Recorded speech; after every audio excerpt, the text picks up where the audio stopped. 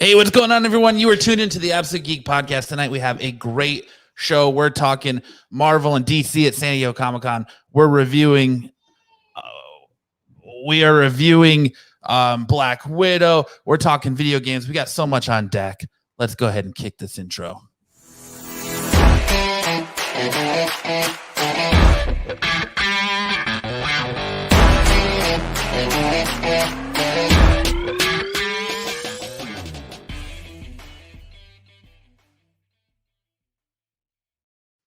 It is Friday night in Phoenix, and you're listening to the Absolute Geek Podcast. I am Matt. I am Lance. I am Max. Yes. And as you can see, we got Lance and Max with me here tonight, the two newest members of the Absolute Geek Podcast, filling out our new hosting rotation here on the show. So excited for you guys to come over from Couch Crunchers and join us over here and join the big leagues. You're finally stepping up in the world, right? We're excited. Red to purple. Yeah, absolutely. Now, which is great because of the Phoenix Suns, man. I'm happy to red purple right now. Yeah, it looks like I might have to change the decor of my room. So go ahead, Lance. Just for Mike from Grizzle Geek, who's already in the chat. Let's give him a. He wants to hear a breaker. One last breaker. It is Friday night in Phoenix. There you go. That's it. That's all you get, Mike. That's it. Done. Such a dumb gimmick that we did, and it lasted forever. Wow. It was one time. The fans are still screaming for it, Lance. So. Yeah, the fan. And now Grizzle Geek says they're subbed. Yeah, he's sitting there fanning himself off just because that one breaker got him so hot and bothered. Right, man. So hot and bothered, he's got to just cool himself down. You can't underscore my sexiness, my sexy voice. But we got a great show for you guys tonight. But I'm gonna go ahead and I'm gonna turn the floor over to my new two co-hosts and Max and Sam. Max and Sam. Max and Lance, yes. And kind of let you guys tell our listeners a little bit more about you, about your geek background and what you're going to bring to the show that they can look forward to. Max, I'll let you go first, buddy. So, man, still acting like a host. Okay. I'm Max. I've been a nerd for a really long time. I've always enjoyed, comic book characters and movies and TV and video games. But I would definitely say my claim to fame, the thing I really am most excited about is video games. That's we didn't talk about it on Couch Crunchers enough. We're going to be talking about some video games tonight. I'm excited about that. That's my main thing. One thing I wanted to say is that between Lance and I am definitely the hotter of the new hosts. So I wanted to make that known. If you guys want to talk about my sexy beard in the chat, feel free to do so. So just ignore everything Max just said. I am definitely the most sexy person on this podcast. I mean, that's why Matt brought me in, because Kyle and I are doppelgangers, so he needed to maintain that sex factor. My name's Lance. Max and I did Couch Crunchers for 5 years roughly, and I'm just excited to be here. My main interests, Kyle says, get closer to your mic, Max. Movies are essentially what I'm really into. I watch TV and movies. That I like dissecting them. I like getting really into them. But I'm also an avid collector of Funko Pops, retro video games, and things like that. And was reading comics since I was 7 years old with my dad, and don't do it as much anymore. But I mean my nerd fandom is runs deep, man. I just love anything that has to do with just that nerd geek culture, Fantastic. Yeah, and so that's something I want to do, and I wanted to do when I relaunched Absolute Geek after my time on Flipside. Is Kyle and I tried to do this before, and it seemed like we just got stuck in this pigeonhole of of comic books and talking comic books, mostly comic books. And that's something I want to get away from now. And now that we can kind of rebrand and regroup and go, I want to get more back into the name and back to what this show was. And if you listen to the beginning of Absolute Geek, the first few episodes, it was geek was very prominent in the name. So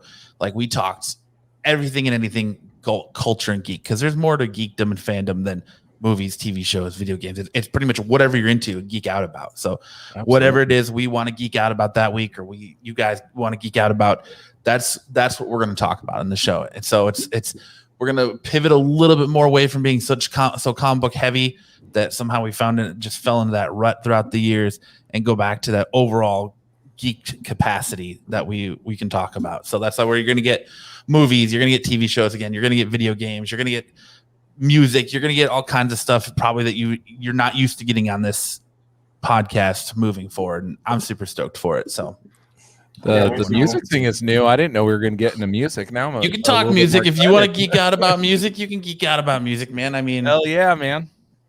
That's I'm actually practicing all day with my band tomorrow, all day, 9 a.m. to 9 p.m. We're just gonna be jamming. I'm excited. Yeah. Lance and the nipple slips. Yeah, dude. I play shirtless. I got the nip rings. I have to tell you, so I'm kind of disappointed because it didn't come, but my original plan for tonight was to show up in a bald cap, so that way I could fit in with you guys. So just, so everyone in this podcast was going to be bald, but it was supposed to be here today. It still hasn't come yet. So, man, plans ruined. But funny story, Max has been bald since he was 3 years old. Okay, I have been balding since the 8th grade, and that's no joke.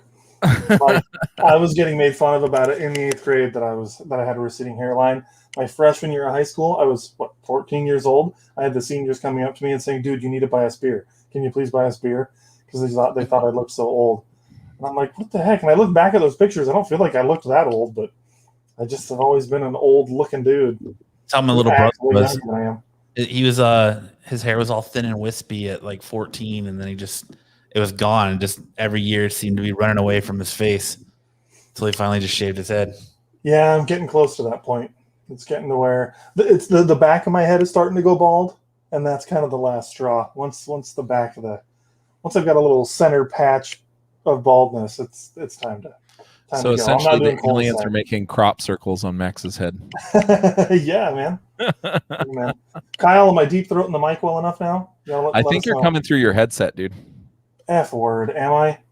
Because every time you adjust your headphones, I hear crackle, crackle, crackle. So. Yep. F word. Yes. All right. Is that better? Oh, so much better. Gosh dang it. It always does that to me. I need to make a habit of always switching it back to my Yeti. Yeah, man. Balding, that's for winners, bro. No. You should get on the trend, bro. No, I'm good. See, here's the annoying thing. I like being able to do this. The lighting is I wish I could, man. The lighting in my room shines off of my forehead right here because I'm so freaking bald and shiny. Yeah. Grizzle Geek says, "Whoa, what language on this you show? Want to hear do we need to adult this a little bit more? Yeah. Fuckity fuck. Does that let's not get carried away, all right? Corbin. Nice, Corbin.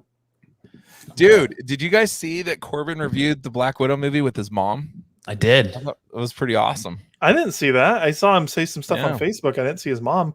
Is there a video I missed? That's on YouTube. It's on his YouTube. Oh, man. I'm going to have to check that out. That's cool. It was awesome. Yeah, go check out Comic Book Barbarian's Black Widow review with his mother. Good stuff. Yeah. But, So, I mean, look, it's dope that theaters are back, and I want to talk about my theater experience. Now, we're going to talk about Black Widow a little bit. Did either of you go to the theater, or did you both watch it on Disney Plus? Both. You did both? Yeah, I did both.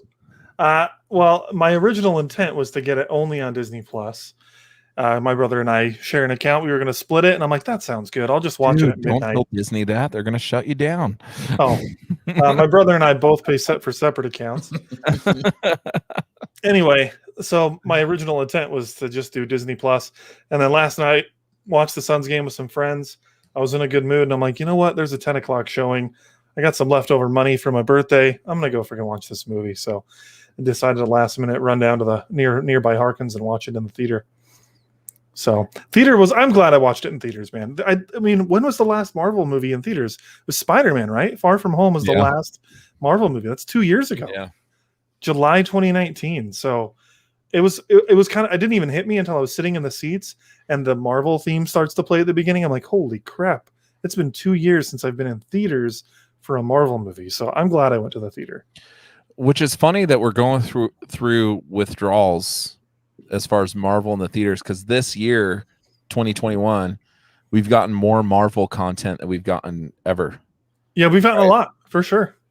Because a TV show like every week, and movie, we got 3 movies coming out this year. We got Loki's finishing up next week, and then is Hawkeye coming out this year? Which there's a TV show coming out this year. It's supposed to end of the year. Yeah. Well, my thing is we dying back for the theater experience, and I got the theater experience in all of its glory last night. That made me realize I think I'm just gonna start watching movies from home. Oh, really?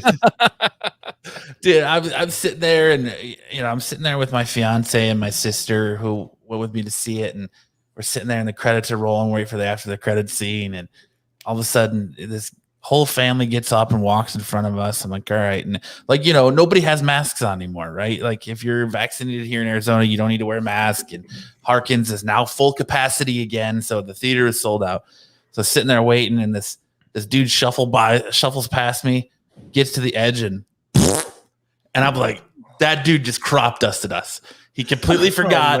He completely forgot that there's no more masks, that no one would smell it. Dude just crop dusted us. And I turn to my fiance, Erin, and I go, did you hear that? That dude just farted. And she looks at me and she goes, it was so loud. There wasn't a person in this theater that didn't hear that. So like my sister and I were just dying laughing. And I was like, man, this is exactly, now I remember why, movie theaters I'm okay to watch a movie at home. I don't need to be getting gassed out by somebody else's butt wrench, dude. Like, it's interesting because like I'm on the same page as you, but I'm not. Like I love going to the theater, but at the same time, I've gotten so used to these movies releasing at home, and now some of them aren't going to be releasing at home, that I'm like, oh frick, I don't want to go to the theater for Snake Eyes. I want to see it, but can I just rent it on Vudu? Yeah, it's very like there's certain movies that I want to see. Well, like there's movies that are going to be like the topic of everything. So like Space Jam, but I'm like, I don't want to go pay $13 a person. Oh, I'm watching that on HBO Max. Yeah, absolutely. Absolutely. And Suicide Squad, how many times Burn Me DC are we going to be like, let me go pay for this, and I'll just watch that on HBO Max too. Like there's just some movies I'm glad that are coming to HBO Max that are, the way they are instead of going to theaters. Yeah, well, and some of the thing I've really liked about it too is, so for Justice League, obviously that one didn't come to theaters at all, the Snyder Cut. And like it or hate the cut, it was really fun and exciting for me. I was looking forward to it. And I invited like 5 or 6 friends over. I made some barbecue. We made a big event out of it. And we all got to watch this movie together. And if anyone farted, we at least knew it was our friend who was farting rather than some random stranger. But like, it was fun. Could recognize the beef. Yeah, man. But like, that was fun. And that kind of experience is going to probably be fading away as they move solely to theater releases. And so that's a bit of a bummer, because I did enjoy that. Like, that was a lot of fun having some guys over. So so Max Bender says Godzilla versus Kong would have been great in the theater. Godzilla versus Kong would have been great if it was never made. I agree. I just had to throw that out there. Yeah, awful. I'm not a fan of that movie either. That movie was just awful. I'm glad I didn't go see that in the theater. If you liked it, Max, good for you. Love the name, by the way, but I was not into it. He's on a Max Bender right no, but there's certain, like A Quiet Place 2 was only in theaters, and I wasn't about to miss that. Fast 9, I could have watched that at home and I would have been okay.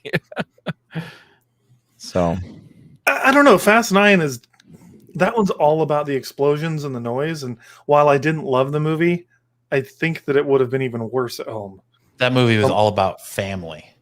That's the movie. True. Have you seen the Marvel memes with Vin Diesel?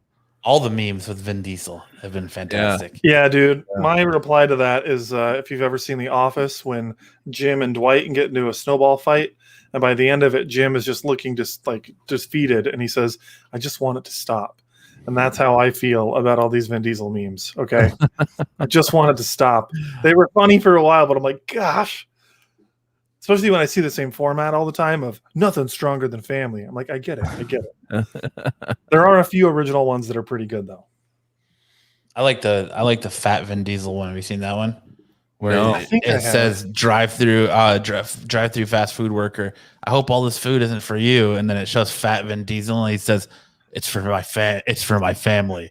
Okay, that one was good. I did see that one. But I did not see that one. I saw the one of Spider-Man on the roof saying, "Everywhere I turn, I see his face," and instead of Iron Man's face on the brick wall, Diesel. Yeah, I didn't see that one. See, those are more unique takes on it. That's funny too. That sounds good. there's all kinds. They're everywhere. You can't look through social media without seeing them. Oh no. Yeah. But yeah, I mean, that's the joy of being back in the theater, right? Because I sat there and I was like, the kids crying, and I was like, here we go. And my fiance is like, Erin's like, why don't you just leave your kids at home? Why did you bring your kid to the theater? And I'm like, welcome back to the theater experience. Everyone wants to get out of the house. That's what it is. See, and I understand a little bit more bringing your kids when it's a movie like this. What really drives me nuts is when I went, Deadpool 2, and there's a kid sitting there, Mortal Kombat. There was like a 6-year-old in there. I'm like, okay, if you're going to bring your kids to the movies, that's fine. But there's certain movies that you're not expecting kids to be at, and then they're there. That pisses me off. Yeah, well, there's like 6-year-olds sitting in front of us. Yeah, two 6-year-olds in Mortal Kombat. You really want to bring your 6-year-old to watch someone's spine get ripped out of their back? Like, it's a little bit much. But there's literally a chick that gets sawed in half with a hat, and you see all her and it's badass. But is it for a 6-year-old? Awesome. It's not for a 6-year-old. Like when I went to see Fast 9, someone sat 2 seats down from me that had like a 9-month-old, and they had the kid in the movie with them. Like, what? I understand if you can't get a babysitter or whatever, but most Harkins have a daycare center there that you can go see the movie during the day and have somebody watch your child. So the whole theater those open? have to. I don't know if those are open yet. They were. I would think they are. I'm not sure if they are, but see, when our kids were really little, we would take them to the theater so we could see a movie, but we would go like Saturday morning, Friday morning, or something like that when we knew that there wasn't going to be a lot of people there, and our kids slept the whole time. So we'd park the stroller in there and have our kid in the car seat in the stroller. They would sleep through the whole movie. Yeah, I remember when you took them to Saw. Yeah. Here you go, little Johnny. Here's a Benadryl. You have yourself a nice sleep while I watch this movie. But now that it, like Black Widow that's why I watched it on Disney Plus, because my kids wanted to see it, and I'm like, well, let's just watch it at home. I'll go see it in the movie theater by myself, because IMAX added an extra 22 minutes. I'm curious what those 22 minutes are, because if it makes the movie better, that'd be cool. I'm planning on going to see it in IMAX, but by myself or with Max or whoever wants to come with me, but without my kids. And I realized really quickly why I don't like to take my kids to the movies, because they talk throughout the whole movie. I kept having to rewind stuff because I was missing it. I tried to explain to them, hey, Dad's talking about this movie tonight, so shut the fuck up. And they wouldn't. Imagine that. Kids not listening. That's when you turn it off and you turn to them and go, what part of shut the fuck up don't you understand? It's true. Finally, I by the end of the movie, I only had one of my kids sitting in there. The rest of them had left. Then you pull the Happy Gilmore. Go to sleep before I put you to sleep. You will go to sleep or I will put you to sleep. But, all right. Well, let's get into a little bit of geek news here tonight, and then we'll get into our review of Black Widow here. Geek news. Yeah.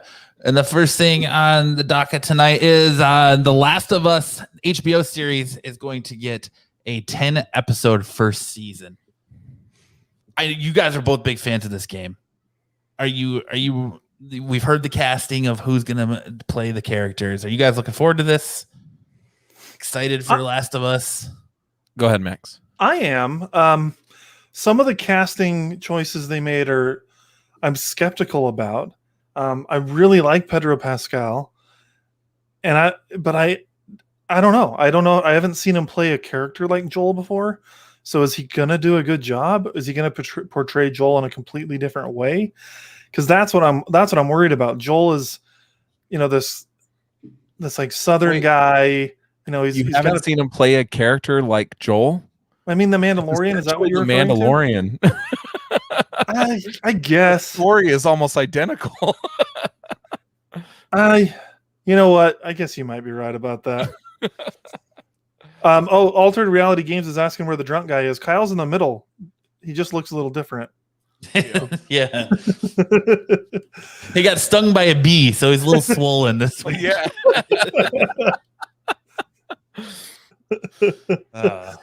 I don't know. I mean, I guess you're right. The Mandalorian is similar, but like Joel's not like as strong silent type. But I don't know. Maybe I'm totally wrong. Then I'm looking forward to it. I think that Pedro Pascal is a good actor, so he's going to be able to pull it off. I don't know the name of the actress off the top of my head who's playing Ellie, but she was great in Game of Thrones. I've been watching His Dark Materials, and she's in that. She does a good job there. So I think she's going to be good as Ellie. I'm down for it. And I like the fact that it's a 10-episode series. On Couch Crunchers, Lance and I talked about this a lot, about length of shows. And I'm always a fan for shorter. Like, if you want to give me 10 quality episodes over 23, episodes with a bunch of filler, I will always take 10 episodes. I would much rather see that. So I'm stoked about it. I think it's going to be cool. Yeah, I much prefer shows without the CW fillers, as I call them. We don't need 23 episode seasons anymore. Netflix, HBO, Hulu, they've all proved that to us, that shorter seasons offer more substance, I guess you could say. But I'm excited for the show. There were certain castings that I had in mind for the everybody in this show, and none of those came to fruition. So I'm a little disappointed and I'm a little weary. Pedro Pascal's fine. I hated him in Wonder Woman. Love him in Mandalorian, but he doesn't speak through the majority of that show. So how much do I love him really? But no, he speaks a lot. He just doesn't act because he's got the helmet on. Yeah, you don't even know if it's him under the helmet most of the time. So yeah, you're right. He speaks. You just don't see him. So I don't know. I'm bummed that it wasn't the girl from Ellie wasn't the girl from Last Man Standing, and what's that show? She would have been really good. Yeah, what's that show on Netflix about I know exactly what you're talking about, but I don't know the name of it. Wasn't she like she was raped? Like raped? And then she says, "I'm just kidding. I was never raped," but it turns out she really was raped. She was assaulted in her sleep and raped in her sleep, and she was telling about that, and they basically were like dismissing her, saying that it never happened. Yeah. I haven't seen that show, but you guys have told me. I can't remember the name of it. I'm trying to think. I'm drawing a blank of it right now. What's funny is the girl they got looks a little bit like her too. But the actress's name is Caitlin Dever. Yes. Dever. So, Dever. The name of the show is Unbelievable. Yes, it's a great show, and it's great because of her, I would say. I think what Last of Us is going to do is it's going to show us what Walking Dead, because you think of it, there was a time where Walking Dead was pitched to HBO before it landed at AMC. So it's going to kind of show us what Walking Dead could have done in a more violent aspect if it landed R-rated. On HBO, R-rated, if it landed on HBO versus cable television. So, it's. You think it could be more violent than Walking Dead? Absolutely. Dang, man, Walking Dead is violent. I don't. But see, I think violent. I think if it was on HBO, it would have been way worse. Like, you would have been way more gruesome. The zombie kills would have been more gruesome. I think there would have been more layers to Walking Dead than what they've done on AMC. I mean, they've pushed the level or the limits on AMC that they can go, but I think that Last of Us, that's what you're going to get on HBO. And I think with it being the 10 hours and HBO always does good stuff. And I think that it's going to be dedicated to where you're going to get that good storytelling, and it's going to be very, very well done, I think. So yeah, I'm excited for it. I'm looking. I know you guys like to tease me about the fact that I don't swear very often, but I don't find it very realistic when you're in a zombie environment and I'm not hearing a single F word. When The Walking Dead, they're not allowed to say it. So I'm excited that in The Last of Us we're going to have a little bit more realism in that regard. We're going to see what people really would be saying and shouting and doing in these scenarios. I mean, if you play the game, in any movie when I don't hear an F word. Even in Star Wars, man, there's scenarios where I'm like, come on. When Belle gets dragged to that castle and sees the beast, I would have been like, what the fuck is that? She doesn't say anything like that. But I think this show, the popularity of it could do a lot to we could see a resurgence in that zombie genre, that genre that hasn't gone away yet, but is kind of slowly burning out, is fading away. Yeah, you could see that rebuttal, that reignition of that. You could see this franchise carry on where you could get a third game based on the popularity of this show. The popularity of this show could do a lot to drive this franchise into the stratosphere. Like you could be looking at the next Walking Dead type phenomenon in this if it's done correctly. Yeah, and if they don't like, if the 10 episodes is not like the whole course of the first game, say they do act 1 of the first game are those 10 episodes or the first 2 acts or whatever, you could potentially have 5 or 6 seasons out of this of just those 2 games, because how much gameplay is in both of those games? About 15-20 hours or so. The second game was about a 30-hour game, but the first one was probably 10 to 15. Yeah, so I mean, you could get a lot of content out of this, but we're starting to see a little bit like kind of this reimagination of what we all believe the zombie genre to be with our Army of the Dead that came out just a couple months ago, and kind of redoing it a little bit and kind of invigorating some new life into a kind of a tired franchise or a tired genre, if you really think about it. I mean, nothing really new has been done since The Walking Dead. Who misses Kyle? I'm right here.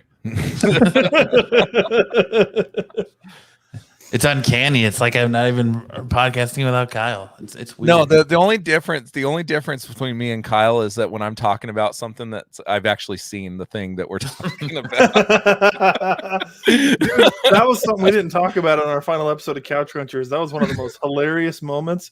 We invite Kyle onto the show to review Spider-Man Homecoming or Far From Home, and he's like, "Oh no, I haven't seen it." Like, okay. Well, this is going to redirect the conversation a little bit. You know what, though? It was still a great conversation. Yeah. But it's I'm really excited for this, and I'm hoping that this show is successful, because what I really want to see is that the gratuitous sex scenes you got in the second game, huh? No, I want this to get some excitement for the Uncharted movie, and hopefully that also be a long-standing franchise. Uncharted, since they're both made by the same developer. Stumbling Jedi says, "I missed the slurring, Kyle." You got big shoes to fill, Lance. Right. I need to break out the jack, I guess.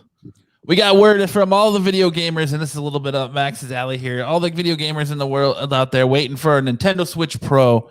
We're sadly disappointed when a new Switch was announced, but it's just going to be an OLED Switch.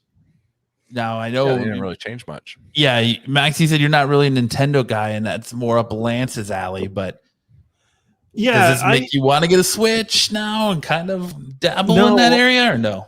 For a long time, I thought I wanted a Switch, and at this point, I think I'll just wait until whatever their next gen thing is, and maybe I'll pick that up.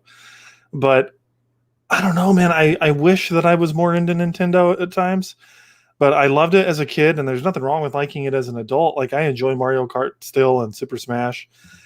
I'm about to say something really controversial. I didn't like Breath of the Wild. I got off the Great Plateau and I was like, this is boring, and I just kind of stopped playing it. I do want to go back. I think maybe it was right when my son was born, so I was a little distracted and sleep deprived when I tried to play it. But I don't know. This Switch OLED is cool, I guess, but only if you don't already have a Switch. Like if you don't have a Switch, this is probably your go-to option. But if you have one, I don't see any reason why you would upgrade to this. Yeah, it's a little nicer screen, a little bigger screen, but it's not like the processing power of this is any better. So it's not like it's going to necessarily look any better. I mean, it might look a little sharper because it's an OLED screen, but really it's just that and then a kickstand. And there's an Ethernet port. So like, yes, there's some advantages, but I don't know. If you really want to play online games, Switch isn't necessarily the place to be, in my opinion. So is the Ethernet port that big of a sell? I mean, it's cool, but if you really want to play online, you're going to be on one of the other consoles or PC. At least that's kind of how I see it. I don't know. What do you think, Lance? I know you actually have a Switch. Yeah, I have two. And I love the system, but when you guys originally said like, hey, did you see there's a new Nintendo Switch? I started researching it. Really the only difference in this is a larger screen, so it's a 7-inch as opposed to a 6.1 or something like that. So it's a little bit bigger. Larger storage capacity, the wider kickstand, which the kickstand on the old one is a nightmare. It's constantly popping up, off, and getting lost and stuff. But there's a couple things here that I'm like, okay, a larger screen. So does that mean the controllers are going to be bigger? No, they're the same controllers. Okay, an OLED screen. Does that mean it's going to be 1080p? It's going to be a higher resolution? No, it's still 720. There's nothing here that's like screams like, oh, I got to have this. The only reason I would buy this is if I wanted another one. Like my boys take the two that we have, and then I got this for myself. But so let me ask you this, Lance. Yeah, it's $50 more than the other Switch. In your opinion, are those upgrades every inch counts? Every inch $50. They're worth $50. You think those upgrades are worth $50? Okay. The larger screen, yeah. I mean, the screen on the original one is small. I mean, I'd much rather play a game on my phone with those controllers on the side than sure. But the kickstand is the biggest thing because with a 7 and 8-year-old, that kickstand is constantly getting snapped off and lost, and then I got to buy a new one from Amazon and put it back on there because they use it more than anything. I'll give you that because, like, for instance, when I was looking at getting a new phone, I wanted to get one of the new Galaxy phones, and there was a difference of $100 between two of them, and the main difference was screen size. I think there's a little bit more storage as well. So same idea, but you're only paying $50 for what I paid $100 for on my phone. So yeah, I can see the value add there. But they should have made it 1080p. I mean, I think that was a major mistake. And Max, you made a comment about you're just going to wait till the next gen Nintendo to get it. I wouldn't do that because Nintendo has a history of every middle generation. They have a bust and then they have a success. So well, I'll wait and see what it is, but fair enough. You're right, because Wii was good, Wii U less so. Switch has been phenomenal. They had N64, then they had GameCube, and GameCube was fun, but GameCube wasn't a commercial success, so they didn't. And then they had Wii, which was awesome. Then they had Wii U, which was a dud, and then they came out with this, which was awesome. So the next one, more than likely, is going to be a dud. I can wait till 2035. I'm not in a rush. But these are fun. I mean, these are fun family games. I think the biggest miss that Nintendo has is right now the whole thing with this is portability, right? So I have my iPad and I have this and my phone, right? So I'm not going to carry around three. Like when I was just on the airplane last week, I'm not going to carry around three things with me, for a 3-hour flight. So what am I going to take with me? I'm going to take my iPad and my phone because my iPad does more than my phone. Of course, everybody takes their phone. Nintendo needs to get with Netflix, HBO Max, all those, and add those things to this Nintendo Switch console. Right now, they only have Hulu and maybe YouTube. I don't even know if they have YouTube. But there's not that portability functionality it's not maximized there like it is on an iPad. You know, you can play games on an iPad. You can do everything you want on an iPad. You can't on this. There's limitations to this device, and I don't know. See, for me, I'm the opposite. Like, I've had a Switch, I got rid of it, I want another one, but I'm kind of waiting for this now because to me, handheld gaming, I want clarity. You know, your phones, you got good clarity. I want good clarity. I'm stoked about the OLED screen.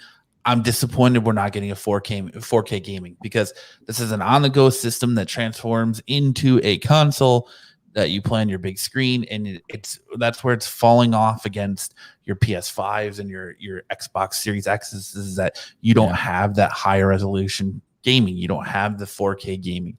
Their online is a little wonky, yes, but Nintendo's online has always been a little wonky. They're not, they're nowhere near Xbox and PlayStation in that regard, like, because it's still basically family friendly. So you have to have the friend codes, and that way you know who you're playing with, and you're not playing with random people and all that stuff, or you're not chatting with random people, and you don't get the racial slurs that you do if you're in a Call of Duty lobby, or you don't have a 12-year-old telling you that they're going to screw your mother. Yeah, you don't have a 12-year-old talking about what they're doing to your mom right now, and there's really all that chat in the online games, is there? Like, you can't really talk with, like, I've played Mario Kart online, and you can't talk to them, I don't think, right? No, you have to use like a special app to do voice chat, or at least you did when I had to have a Switch. So, I mean, for me, the Switch is just that pure on the go functionality. It reminds me very much of like the Game Boy, or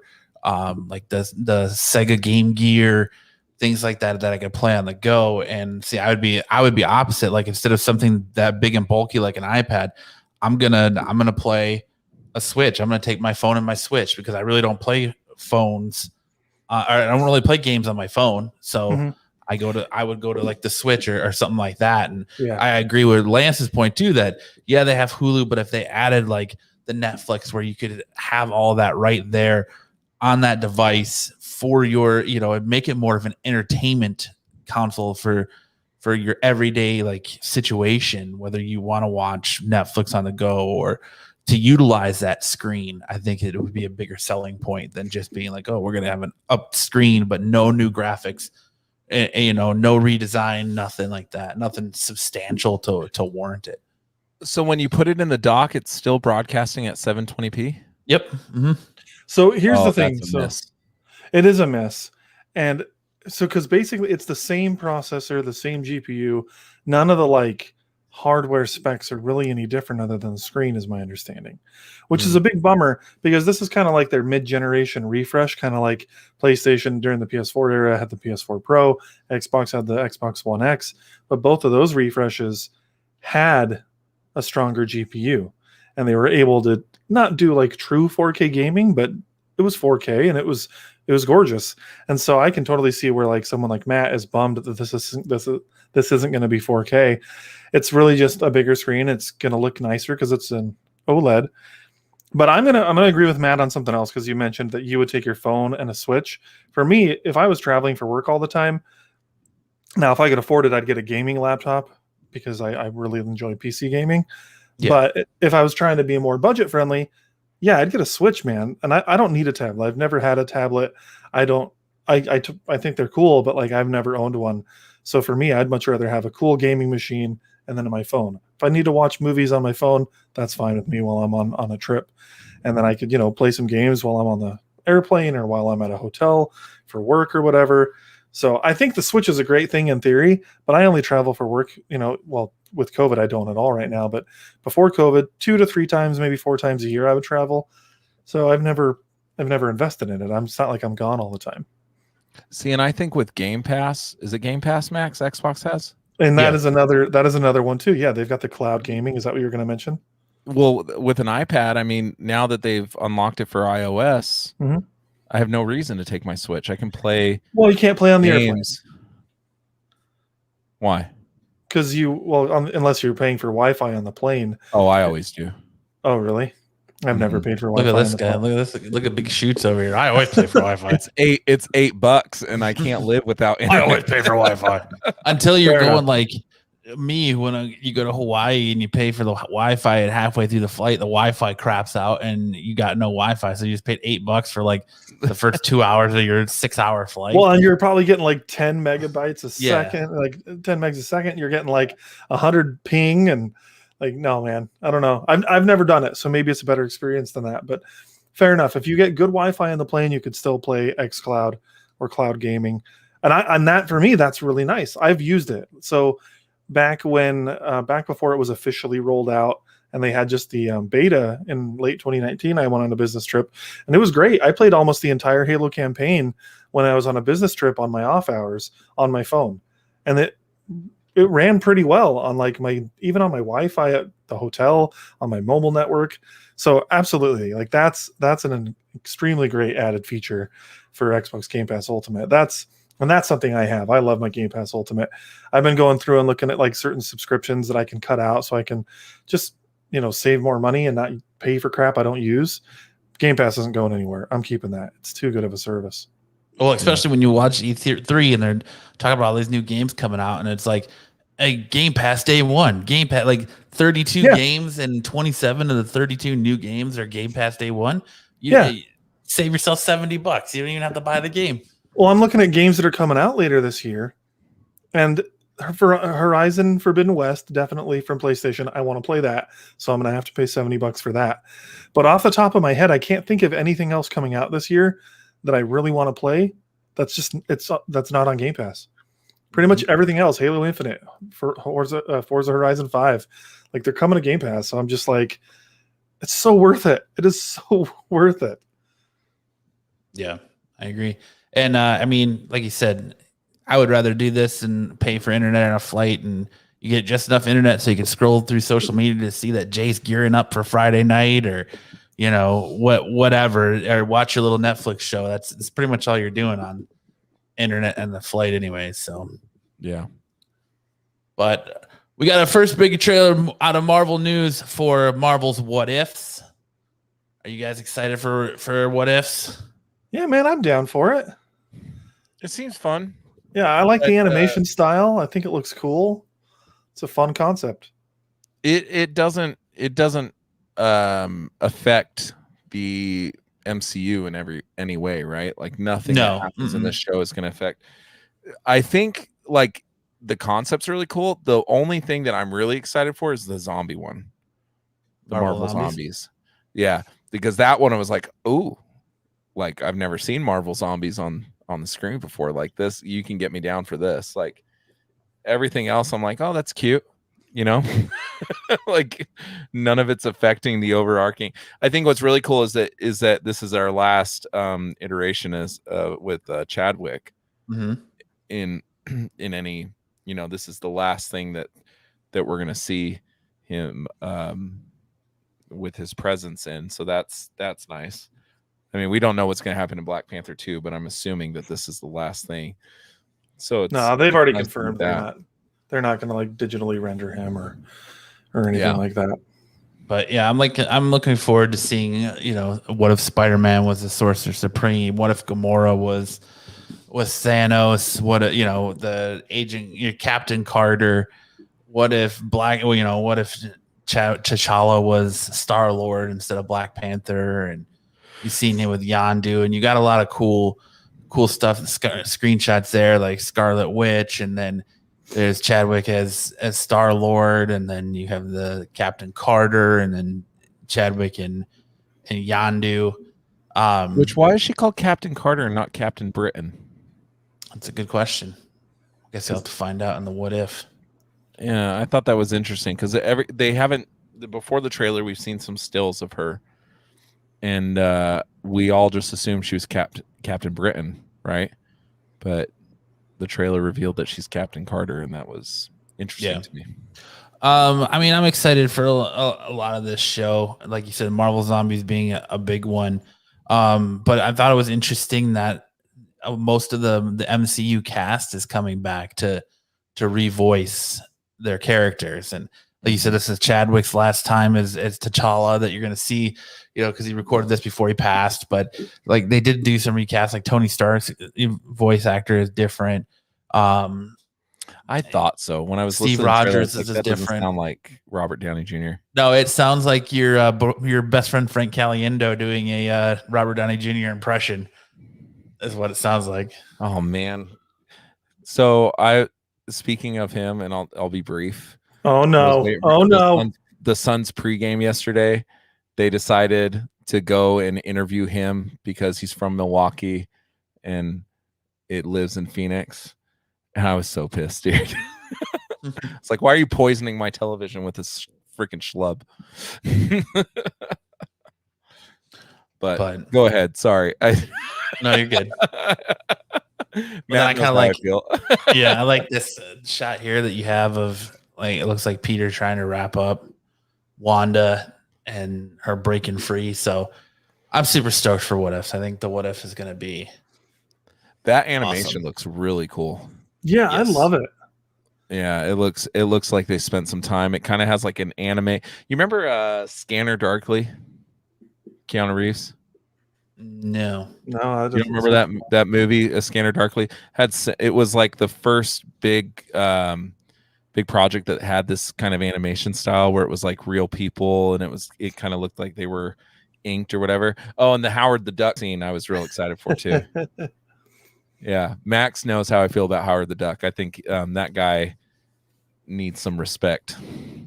Yeah, you love Howard the Duck. After duck tits.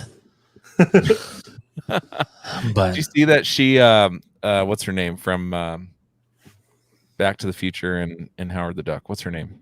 The actress. But she wants to direct a Howard the Duck TV show for Disney Plus. She's asking Marvel if she can do it. No duck tits allowed. You can't have duck tits at Marvel. I think it would fit Hulu more, but Leah Thompson. Yeah, Leah Thompson. She's saying she wants to direct a Howard the Duck reboot. Wasn't there a Howard the Duck thing in the works at Hulu? And then they canceled it? There was, yes. Yeah, and the Deadpool thing too. I knew the I think Kevin Smith was writing it. Kevin Smith was writing the Howard the Duck Hulu show, and it got kiboshed. But yet somehow MODOK made it through. Go figure there, but whatever. MODOK is ridiculous, dude. I was watching that show. I was like, the fuck is this? Terrible. Yeah, I didn't start it. It looked bad. I wasn't really interested. It's not. In a time when there was nothing else being released, it fit. See, that was like one of the coolest images ever. Yeah, that image looks really cool. Now, what would be really awesome is if they had Deadpool going through and killing all these guys. Yeah, well, like what if a Deadpool killed the Marvel Universe type thing? Yeah. So. Yeah, but they're not going to do that because I know they're trying to keep everything PG-13 or under. That does not look. That would give my kids nightmares. Yeah. Yeah. PG-13 can be scary. Yeah. I just know Disney Plus. They're not planning on going too deep into the blood, but maybe they'll prove me wrong. Maybe they'll stretch it as far as they can. Yeah. And then the big news out of San Diego Comic-Con, we got that Marvel Studios and DC Studios are opting out of the Comic-Con at home this year, pretty much making you question, you know, if the two biggest reasons people go to Comic-Con or tune into Comic-Con aren't going to be there. Is the industry kind of saying, look, if you're not in person, this convention doesn't mean anything? Well, go ahead, Lance. Well, didn't they not come last year?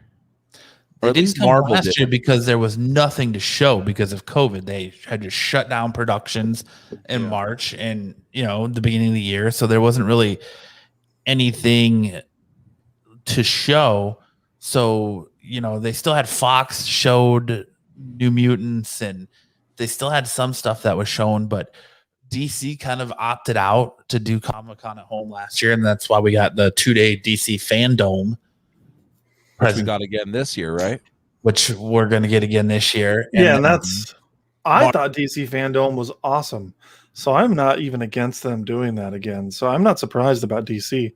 Marvel's what shocks me, that they're not interested. Well, Marvel, I don't think Marvel did the year before either, though.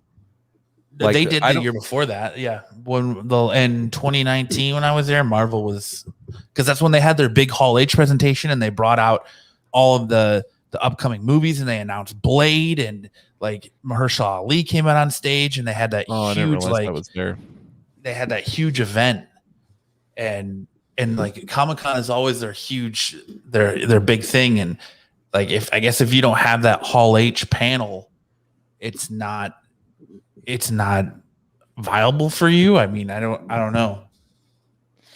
I think that Marvel with D23, because D23 gets a lot of eyes on it, and we saw that this year when they had that whole online presentation where they showed, I mean, they announced Miss Marvel and they announced the Fantastic Four movie. Like D23 was huge. DC has fandom. I think they're just realizing, why are we elevating this thing where we're getting the same amount of eyes on our stuff doing it in-house? Exactly. I mean, I'm assuming that they pay Comic-Con to have a place there. I mean, that's how every trade. I mean, Comic-Con's essentially a trade show. Every trade show I've ever done, anybody who wants to present has to pay for placement. So I'm assuming it's the same thing. Marvel and DC are the two biggest names in the comic industry, comic movies, comic books. They're the two biggest names in the industry, and they just realized we can do it ourselves for far cheaper because we're not having to pay a fee, and we can dictate how the show is run. We control every aspect of it. We don't have to work with anybody else. It's all in-house. I mean, the smartest move is to do it on their own. I agree, but I'm wondering if next year, if it's in person, is that going to change? Or is it going to be like Corbin saying in the chat that this might be the death of Comic-Con? I don't know. I don't know if it's the death of Comic-Con. I think that there's more value when there's an in-person event where there's thousands of people there who are also tweeting to their social media about it. Or, there's a different buzz with an in-person event than there is with these digital ones. Whereas, like you said, Lance, Marvel doesn't really benefit by doing a digital Comic-Con when they can just throw something up on their YouTube or do their own digital event, and it'll cost less money. And then for the news cycle, it'll be all about them for like a week or something. Like that's what happened with DC Fandom. It came out. What was everyone talking about for like nearly a week? Oh, the new Batman trailer, the Suicide Squad trailer, the new details they gave us about the different video games, all of that. Like, that's we didn't see anything at E3 this year either about the new Batman game or the Suicide Squad game and the Gotham Knights game, because they're going to show it at DC Fandom. And I get it. I get why they do it. Marvel could probably do the same thing and have a lot of success. Yeah, D23 is huge. I mean, we all saw the thing that they did this year, that 2-hour long video where they were announcing all these different projects and stuff, and they got to control. They don't have to compete for news outlets or whatever. We're coming out with the Fantastic Four movie and Miss Marvel's coming out. DC wasn't running something in consecutively, so it's not like DC was able to overshadow Marvel or vice versa. They're running them at different times. All the entire news cycle is about what they did. It just makes more sense from a marketing standpoint. And we've seen Comic-Con attendance go down in the last few years anyways, especially with the Comic-Cons outside San Diego are seeing it even more drastically. I mean, San Diego, their biggest attendance was 5, 6, 7 years ago, and they've seen it drop dramatically since then, to the point where they cut out one of their shows entirely. I mean, Phoenix Comic-Con was doing the show in May and then another show in November, and now they just do the show in May, and that attendance has been cut in half. Are you talking about San Diego Comic-Con, or are you talking about Phoenix? You just mentioned. Well, I'm just talking about the Comic-Con. I'm saying that outside of San Diego, they're seeing it more drastically, but I think San Diego too. I just don't think Marvel wants to be attached to anybody else that they don't have control over, and I think they see the writing on the wall that Comic-Cons are slowly, their attendance is shrinking. San Diego less so than the other markets, but as far as the Comic-Con industry as a whole, I mean, their attendance is shrinking. People can consume this stuff online now. Yeah, but I mean, it depends. You're looking at multiple factors here. It's going to be booking, like what guests you're booking, what content you're booking, things like that. San Diego, it's a circus. San Diego is the Mecca. It's the International Comic-Con. People come from all over the world to go to this convention. And when you get there, you see it. And it's like it's that Mecca, and that's where people go. People buy tickets to be in that Hall H, to experience this stuff, to be the first, to say that I was the first to do it. So I don't think they're going to pivot so much away from it. I think that when it comes back in person, I think Marvel for sure will be there stronger than ever. DC might continue to do fandom, but their property is in shambles right now. They're not as prolific as Marvel movies. People aren't clamoring for them like they are Marvel movies. And so I think this signifies Marvel kind of saying, look, anyone can consume this content online, and you're consuming it for free. You're not giving anybody anything. When you go to Comic-Con, it leaks out online after the event, but you're going, and these people are paying for that exclusivity to see it in that Hall H before anybody else. Yeah, but they're paying Comic-Con. They're not paying Marvel to come see it. So if Marvel can say, I'm going to get the same people that would go see it at Comic-Con to come to my thing and make them pay me. I'd be interested to see how the logistics of that work, because I don't think Marvel's going, look, we're going to pay you for this Hall H seating. I think I wouldn't be surprised if Comic-Con's like, look, we're going to do this for you to get you in that slot, because that in turn sells tickets for them by saying, look, you can catch Marvel's newest movies in Hall H. That's going to drive your ticket sales versus them not being there at all. And I just think that they're saying you can consume this. If you're consuming it online, you can consume this content anywhere online. Why not consume it for us? But when it's like, well, we can make a buck here and draw you into the San Diego, to this convention, to sit in the Hall H, to sit here and look at it that way and be part of this experience, that's what they're selling at that point. And it's kind of like Corbin is saying in the chat, he's like, Comic-Cons are dying. They're still around, but nothing like before. Ultimately, just weaker. It's like it's in a state of transition. And but back to your point, San Diego, right? Right? No, he hasn't. And to your point too, like Phoenix, they have the Comic-Con in May, and then they try to do the one in November. But November, you're gearing up for Christmas, so people are not spending money the way they are in May or June, because it's not, so it wasn't as lucrative for them. I'll be interested to see what their verdict is in January when they go live this year with Comic-Con, since they're going to do it in January 2022. I'll be interested to see how that drives things. But I'm more interested in it in January than I am in May. First of all, because it's so damn hot. Yes. I mean, May is just standing in that line waiting to get in is just miserable. Yeah. I'm hoping January. But I went to Ace Comic-Con that was held in January, and their attendance was abysmal. Again, that's presentation, that's panels, that's program. Yeah, but that's programming. Like, their programming was very weak at Ace Comic-Con.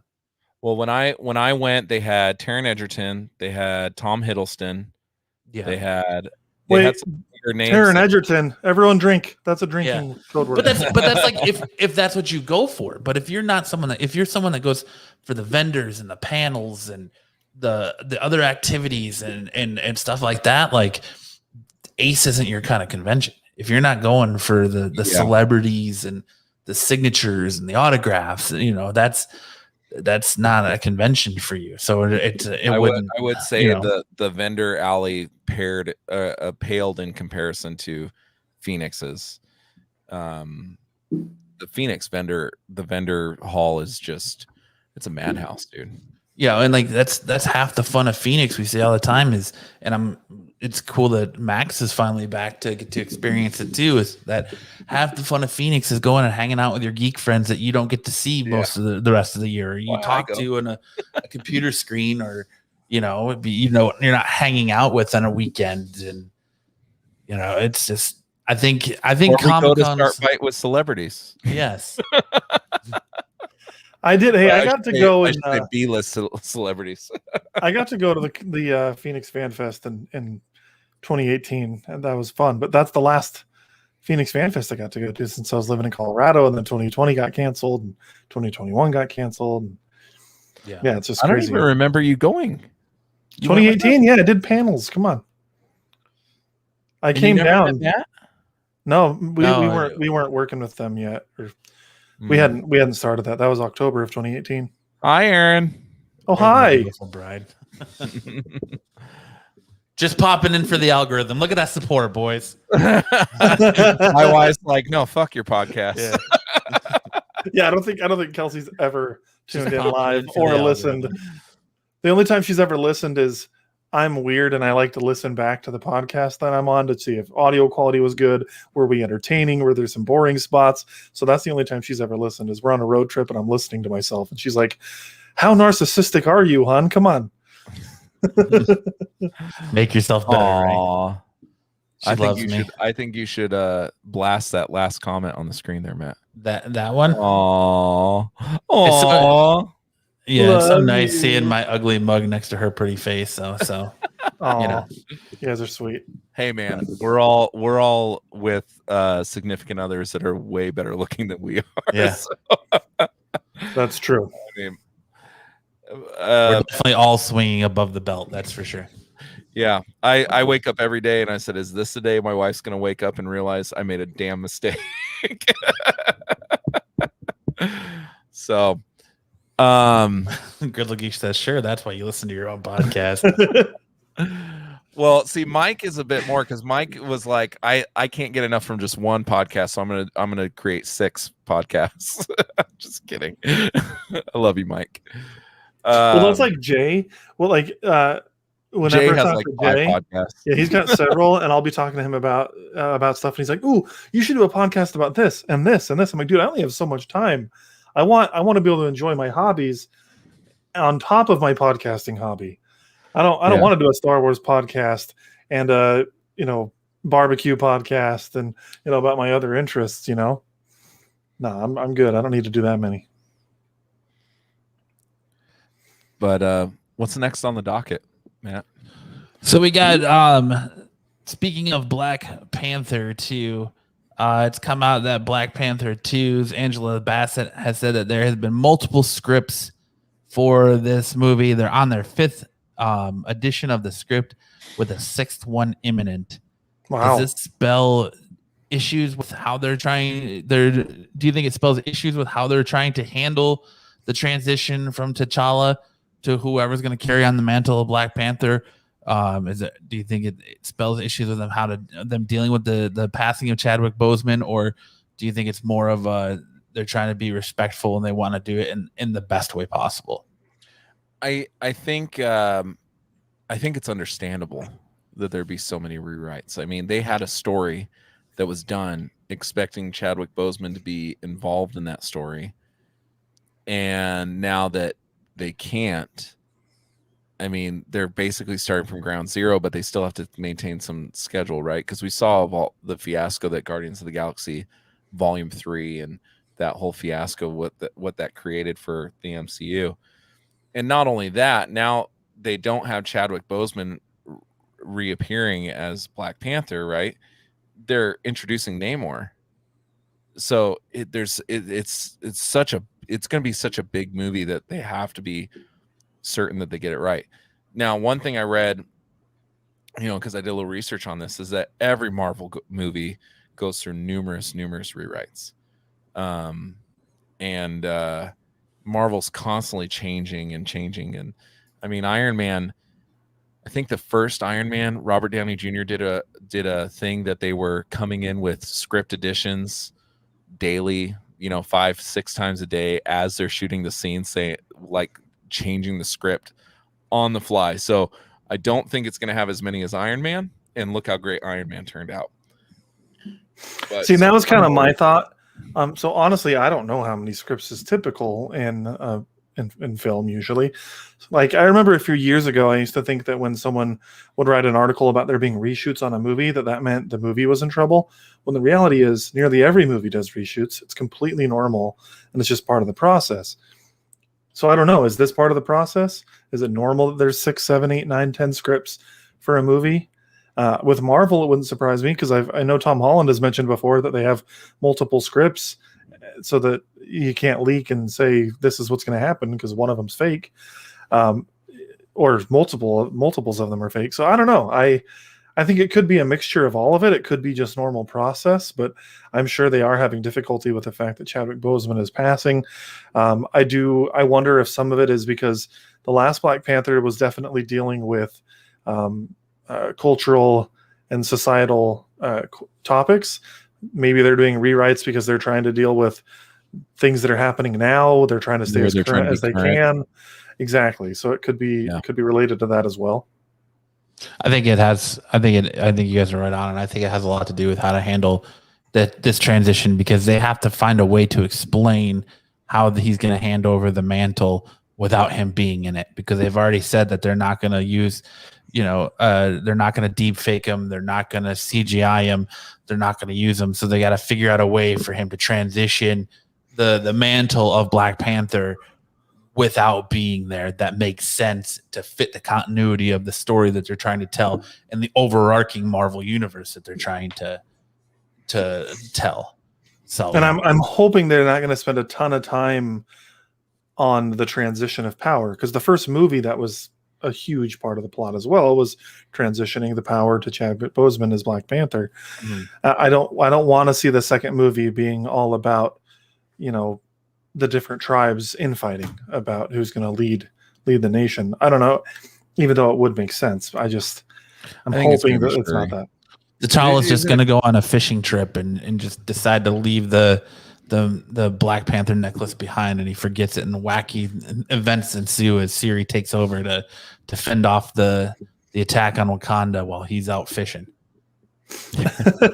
and then what they're going to do is they're going to leave him alive, and then in the 5th Black Panther movie, they're going to have him pull up in something that's known to the character, but you don't ever see the character. Exactly. Yes. And it's going to all be about family. Yes. Vin Diesel's going to step out of the bush with a shotgun, and it's going to be all about family.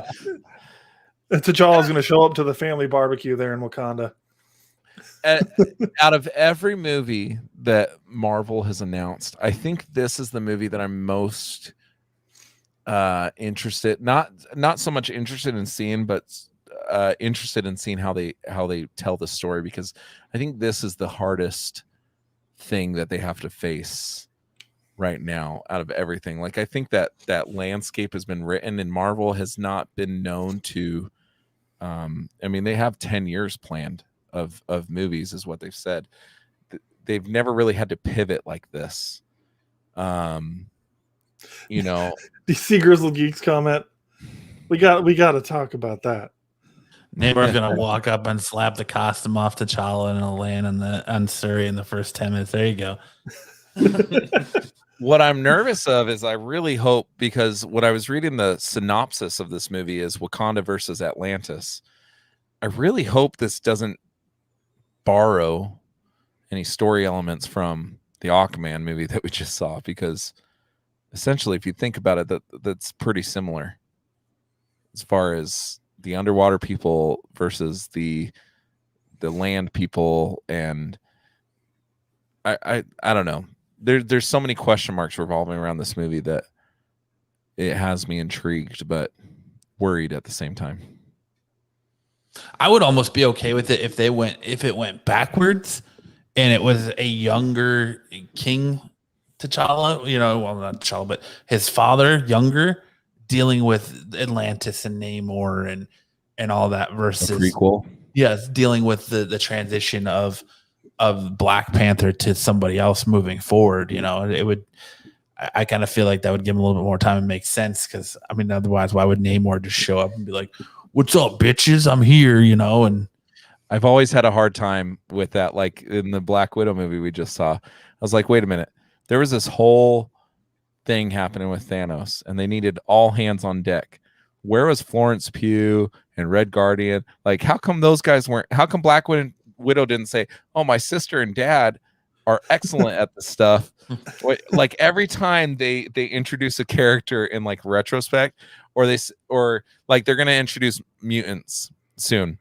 If they tell me like, "Oh, Wolverine's been hanging out for 20 years, in the shadows," where the hell were you when Thanos was snapping people away, dude? Like I hate that about these movies. Like, but I mean, I guess I got to overlook it, but yeah, that might be a multiverse thing. We'll see. But they might explain that away with the multiverse.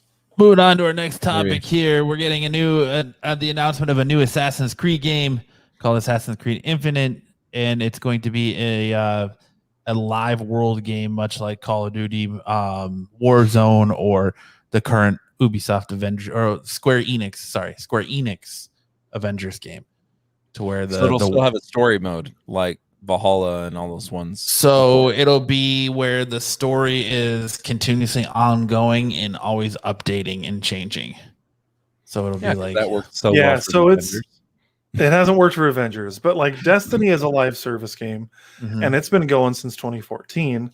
So it's been very successful. I mean, they released Destiny 2 in 2017, but basically that's been a living world for the past 7 years now, almost. Yeah. And it's been very successful, but most other companies that have tried it have not done well. Division 2, which was another Ubisoft title, they tried the live service thing and they did okay, but they're kind of taking that to the back burner because now the developer, Massive, who does Division, is working on a Star Wars game. So it's like it's a very difficult type of game genre, I guess, to get into. I don't know. Assassin's Creed is a massive franchise in the gaming industry now. It is definitely up there for my favorite franchises in all of gaming. Every time a new game comes out, I get it.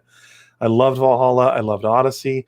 What's encouraging to me is that the lead, I think it was the project lead for Brotherhood, Syndicate. Was it Syndicate? Yeah. And Odyssey is the one heading this project. Brotherhood is one of the best Assassin's Creed games. It's old now. It doesn't hold up as well, but back then it was great.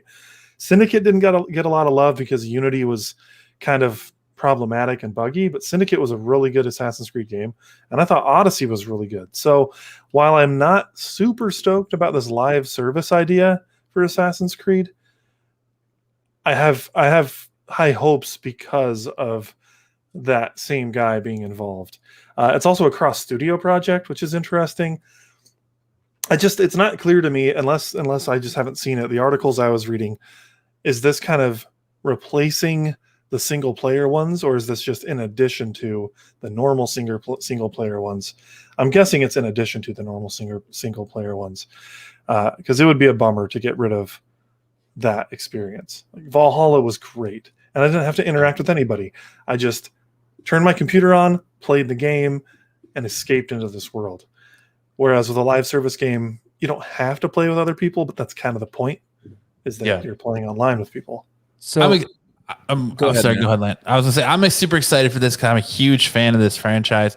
Like Max, I have been since the beginning with Altair going into Ezio to, Ezio is one of my favorite Assassins. Assassin's Creed 2 is probably one of my favorite Assassin's Creed games. Great game. So good. I'm so stoked for this because I like the idea of being able to create your own assassin and change the way you look and achieve gear and upgrade gear and things like that you can already do in the original Assassin's game, but pairing up with your friends to be able to take contracts and go out and do assassination missions and all the possibilities that this world and franchise brings to the table, even if it is in a real time or real life world or whatever you want to call it. See, now you're getting me more excited about it. Yeah, good job, Matt. Good job. Well, I mean, it's super. I'm super stoked for it. As a gamer, I'm super stoked for it. Yeah, so now that sounds really good to me at all. It may not. So like, it's interesting. I hope they do better because Unity, they tried the multiplayer aspect and doing missions together, and I did a little bit of that, and it was fun, but ultimately it was a failure. But hey, I think that was 2014, so 7 years ago. I think we're ready to try again, and that does sound like a good time, man. Linking up with some friends and just going on assassination missions together, maybe even fighting like bosses together. That could be pretty cool. Just running through the world and seeing someone and just being able to assassinate them and just keep on trucking, like to grief people with assassinations would be awesome. Yeah, I definitely would. Like a story, like what Valhalla is, like do I have like a mission and I'm watching a story? Because that's what I love about these games. It's like a movie that I'm controlling, right? But Destiny never appealed to me because it just seemed like the same thing as like Fortnite. Like you're getting together and you're doing these camps and you're collecting loot and all this other crap, and that's not.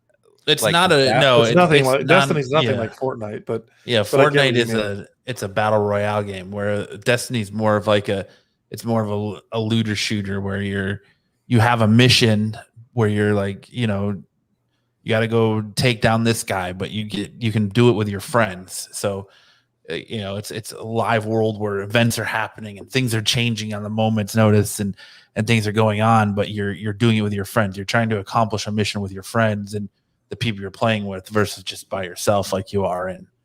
But does Valhalla. one mission affect the other mission? Because like Valhalla, like it's like a movie. Like there's a beginning, there's a middle, and there's an end. Yeah, there's a story, especially there'll be a story behind it. Yeah.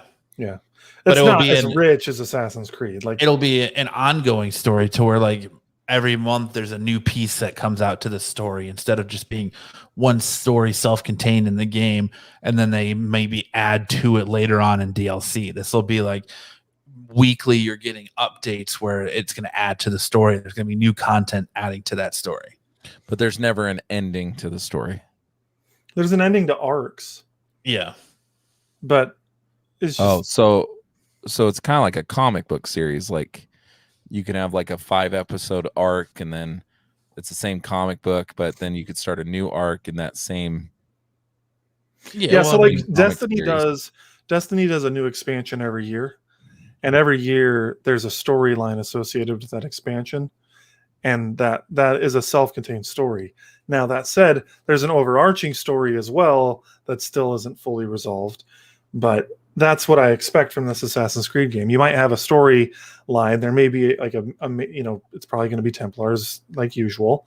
And you're going to be hunting down Templars. There might be a big bad that you're hunting down. But maybe a month after you beat the game, there's going to be something new that comes out to where it may not have cutscenes necessarily, but you'll have new missions. And it'll have like some lore behind it, and you'll do those. Like that's usually what I expect from live service games. And then a year later, they'll have a new expansion that does have cutscenes and a more rich story. Probably not as long as the original game, though. But I would expect it'll still have story. But I'm not expecting it to be as expansive of a story as you'll get in Valhalla. But maybe I'll be wrong about that. I would expect it to have a bigger story, you would think, because they can continuously add on to it and continuously add to it and make it and grow the story. So I think it would be over time, greatly bigger than. I'm thinking more on release. It's not going to be as big as Valhalla story wise. I think there will be a lot to do because there's going to be the end game they have to figure out, but it'll be interesting to see. Is it going to be based on loot? I would imagine so. That's pretty common. Yeah. So one of my issues with Destiny is that if you didn't start on day one and say you waited a couple months, everybody else was going to be way better than you. Like, I mean, that's video games.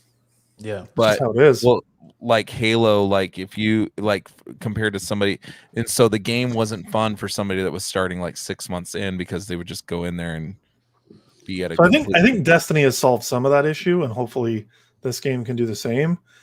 So, and what I mean by that is like Destiny has a lot of PvE, so you're playing against like the computer during the story missions, and that's not going to be as challenging to a new player necessarily. Plus, they'll kind of bump you up to a decent power level that isn't the highest, but it's a good power level. So you're not starting at 0. You might start at 1,000 or whatever it is. They're constantly tweaking the power levels. So these games, the developers do their best to make sure that you can jump in whenever and still have a good experience. But there is always going to be that world where, if you jump in 3 years into this live service game, you're not going to have all the loot, the cool gear that these people that have been playing since day one have. But that doesn't mean you can't have a good experience. You can't have fun still. Yeah. You do have to play catch up, but typically you don't have to have certain items. Unless it's Destiny 1, you had to have Gjallarhorn. Yes, I sir. think I might be skipping this one. Just knowing you, Lance, I think that's probably a good idea. I don't think it's your thing. I think you just need to get on board with an old man and quit worrying I about suck it. at video games as it is, so playing with other people is like completely nerve-wracking for me. Like, Well, it's funny. Lance likes games, but he plays by himself usually. He's not an online gamer. He and I have been friends for over 10 years. I think I've played online with you once and it's in our usually entire like friendship. Yeah, it's just not something we do together. We hang That's out what in person. that's my jam. Is I love playing online. Like I play Call of It's just not Duty good. religiously. So I feel I like like to my play level online. of competition isn't good enough to play with the people around me. Mario Kart and stuff, like that's fun, like playing against Yeah. other people. But beating my kids in Mario Kart is fun, but when I have to play online against online. actual challengers, I don't want to do that. Dude, Call of Duty, I can't do, man. I've got like a 0.4 KD in Call of Duty games. I suck. But the campaigns are a blast. I love those. Yeah. But freaking Call of Duty, I think it's just my map awareness and my shooting skill. But I just like all of a sudden I'm dead. I'm like, I don't even know where they shot me from. Where are they coming from? But all right, moving on here. We're going to get into my top 5 release comics of this week. This is the book where I go through the books that I picked up this week and let you know what I thought was the top 5 books on the shelf. And to maybe spark your interest next time you're in your local LCS. Run through this real quick. At number 5 this week, we have Batman 110, written by James Tynion. Batman's bloody, no-holds-barred fight with the magistrate enforcer Peacekeeper 1 rages on in an epic fashion. Samson's St. Master plans come to fruition as the magistrate program makes its move on Gotham City, and things are about to heat up. So basically, if you were into Future State and all the magistrate stuff that's going on in Future State, Batman is now starting to push into the magistrate coming to Gotham, and all the events that were taking place in Future State are starting to come to fruition in this book. Ever since we came back from the Future State break, Batman has the storytelling by Tynion has fallen off a little bit. This was not one of my favorite issues of Batman as of late, so that's why I came in at number 5. Number 4, we got Skybound X #1. This book celebrates a sensational 10 years of Skybound with your favorite creators of all new stories and favorite series, past, present, and future.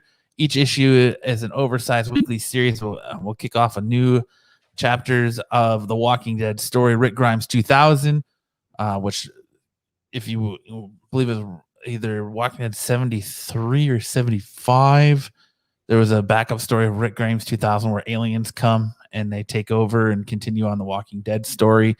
They've what? kind of, yeah, it's crazy. They kind of continued on with that, where everyone who died in the Walking Dead universe was taken by aliens and brought back to life.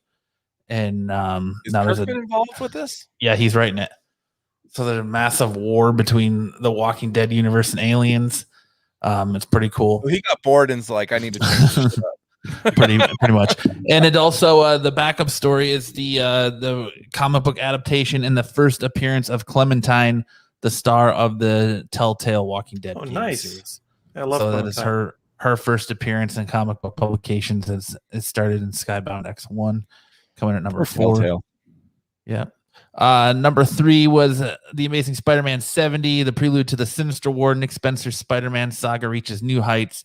The sinister war between Dr. Octopus and the Vulture is about to turn Spider-Man's life upside down. So basically, you're getting so many iterations. This book is getting crazy. The Spider-Man had kind of hit a lull, and it feels like we've been going through event, but now we're getting to the story that's going to potentially end the life of Peter Parker as Nick Spencer's time on this book comes to an end. So now is definitely the time to jump onto Amazing Spider-Man if you want some good stories going forward. Number 2 is Kevin Smith's Masters of the Universe Revelations, the prelude to the Netflix series he's got coming out. So kind of hints into that, the events that are leading up to the Netflix series. So if you're looking forward to that, you can kind of read these books and get caught up there. And then my number 1 book for this week is Techno Horror. And it's a horror anthology that blends the best in horror subgenres of body shock to grindhouse and more. Each issue contains 5 short stories So if you're into horror comics That looks or cool. yeah, you're like Ice Cream Man or Ha Ha or any of these kind of off the wall horror comics, it's definitely worth checking those out. And that was probably one of my, I like horror anthologies because it's 5 books that are, each book contains 5 different stories. So you have options there and it's not just the same. Each book is going to be a different story versus a continuing overarching story. So they're a lot of fun. So that was the big books for this week. So if you're in your local comic shop, any of those look interesting, make sure to pick them up and let me know what you think in the comments. Let me know what you thought was the best books, or if you think something was better than I haven't read this week, or you read that you want to bring onto my attention. Leave me a little comment below. Appreciate that. So, all right, let's get into the comment. Let's get into the big one. Let's do Black Widow. Let's talk about Black Widow here. This is a conversation I've been waiting to have, and I wanted to keep it to the end of the show, but we all saw Black Widow. Max and I saw it last night, and Max saw it again today, apparently, and you saw it today, right, Lance? Yes. All right, so we're going to go spoilers. So if you haven't seen Black Widow, I appreciate y'all hanging out. If you want to leave now, I understand. Come back and listen to our review later on, as I think there's a lot of good things that are going to be said in favor and against this movie. But I want to give you this opportunity. Now you've been warned. We are going to spoil it. There are going to be spoilers for the movie, the after credits, pretty much everything. So if you have yet to see Black Widow, turn off now. But if you've seen it and you want to stick around, let's chat Black Widow. I'm going to kick it off to Max. I'll kick it off to you first, mister. I've seen it twice. Yeah, which may make you think that I thought it was like a masterpiece. I didn't, but I really liked it. I did enjoy it. I thought it was a good time. But yeah, I went to the theater last night on a whim, decided after the Suns game that I was going to go hit up Black Widow, and I'm glad I did. It was really fun. Thanks for calling me, by the way. Yeah, it was a last minute decision, like I said. I thought about it as I was driving. I was like, oh crap, I should call Lance, but it was too late. Plus, I have other friends, I can hang out. You mean you guys don't just have your like bromance radar where like the minute you think of Lance, he gets like a little tingle somewhere and he's like, Max is thinking about me, and it just doesn't matter. I did get a tingle last night. Is that your Peter tingle? Yeah. So Max is thinking about you and you get your Peter But tingle? it was weird. It was in my nether regions. So I thought it was my wife. How is that weird? Not. Isn't that normal for you too? I mean, absolutely hetero life, mate. I love you, boy. I think that's the exact opposite of hetero. That's true. That's true. Go ahead, buddy. Anyway, so I decided to go see it, and overall, I really enjoyed the movie. I thought that Florence Pugh's character Elena was the best part by far, followed closely by David Harbour. I thought he was really great as well. Scarlett Johansson of the main cast was actually probably the weakest. She wasn't very interesting at the end of the day.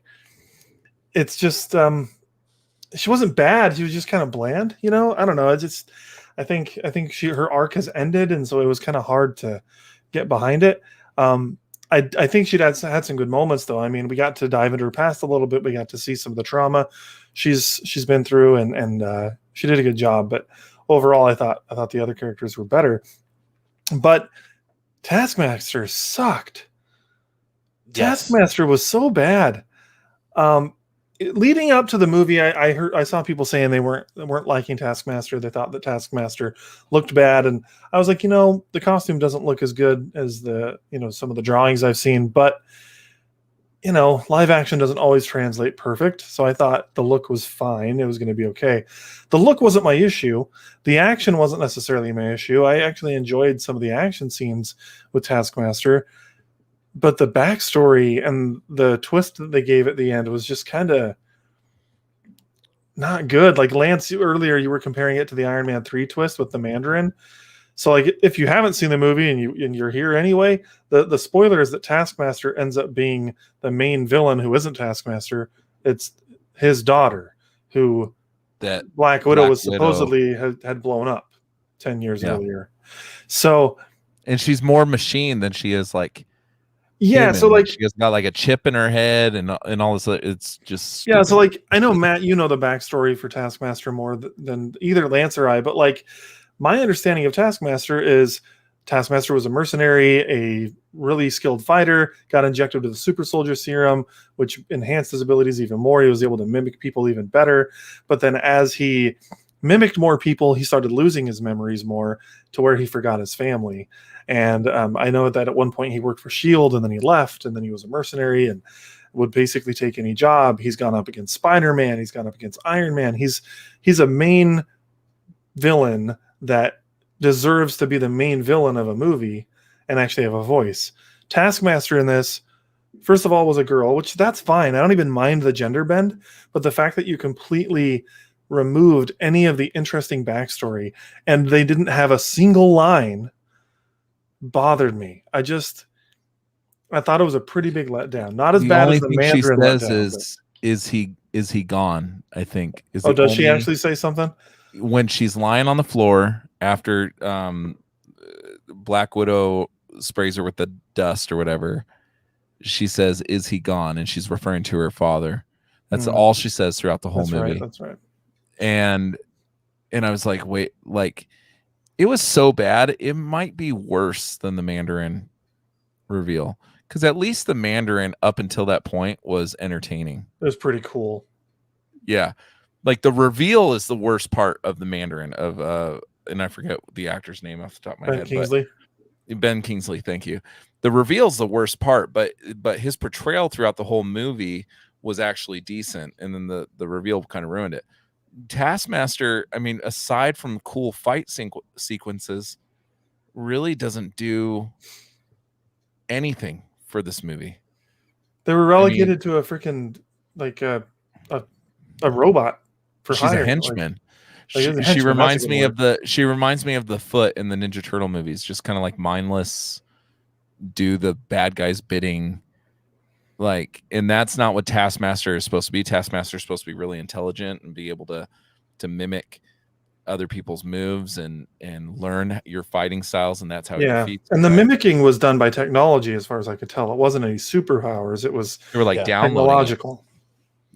Yeah, I mean, my big thing with this movie is if this movie is its placement in the MCU. This movie was supposed to come out last year. It got pushed because of COVID, and they didn't want to put it on Disney Plus, so they kept pushing it and pushing it and pushing it. And in all honesty, this movie should have been made and came out before Infinity War ever debuted, because the timeline takes place between the events right after Civil War, leading up to Infinity War, to where the fact where you see why she's got the blonde hair, why she's got the vest that she's wearing in Infinity War and Endgame, you know, all of that stuff. And you know, Lance was kind of alluding to it earlier that, you know, you've got Yelena Belova in here now, her sister, you've got, you know, Red Guardian. So where were all these people during the fight with Thanos? Okay, did they get snapped and gone? Okay, fine. But I felt like there was no stakes in this movie. I kind of felt like I enjoyed it, but at times I thought this movie was boring because there wasn't much substance to it. It was a story that I kind of felt was all over the place that we really didn't need to see. The biggest thing we got out of this is it answered the question of what happened in Budapest that they've referred to back all the way to the Avengers movie. You know, you got that answered. And like you were saying, hold on, with Taskmaster, Lance or Max is right. Taskmaster was born with the ability to mimic. He had a photographic memory. He could mimic people, and he was a mercenary for S.H.I.E.L.D. and left S.H.I.E.L.D. and he was injected by a bootleg Nazi version of the super soldier serum that enhanced that ability. So as he mimics and learns abilities, his own personal memories get wiped away, and he can basically mimic any feat except for like superhuman strength. So any combat, any weapons training, anything like that, he can mimic. He just can't mimic superhuman strength. So you look at it like that has a potential to be a badass villain that could carry a movie. And I don't care about the gender thing either, but they watered that down to be a second-rate henchman that really sucked at their job. Yeah. You know. Well, and I think the thing that's most frustrating to me is that we just saw Falcon and Winter Soldier, and they did a gender bend in that one too with Carly, right? And she was such a I really compared Taskmaster and Carly, like the way they portrayed Carly in Falcon. They could have done a similar thing with Taskmaster. She's formidable, she's smart, she's intelligent, she really carries her own when she's out there. And really they kind of, in a movie that was supposed to champion strong females, right? Because really there's only one lead man in this whole movie, with David Harbour. The rest is all women, and even he is relegated to the dumb buffoon. Yeah, which I loved. Yeah, David I thought it was Harbour great. It played didn't the role bother me. really well. So, like, Took the he bad was taste just of there. cowboy out of my mouth. Yeah, he was there to knock people over. He wasn't Yeah. there to come up with plans. But to take what could have been a strong female villain, because having a strong female villain is just as important as having a strong female hero, which we learned from Ant-Man and the Wasp, right? Because Ghost, I thought, was very, very well Ghost done. is pretty cool. I liked Ghost. I thought Carly in Falcon and the Winter Soldier was very well done. Why regress like this? And you brought up an interesting point, Matt, where you said there was no stakes. Mm-hmm. Well, there's no stakes because this is a prequel. We know the end results of everything that's happening. The same thing with Captain Marvel.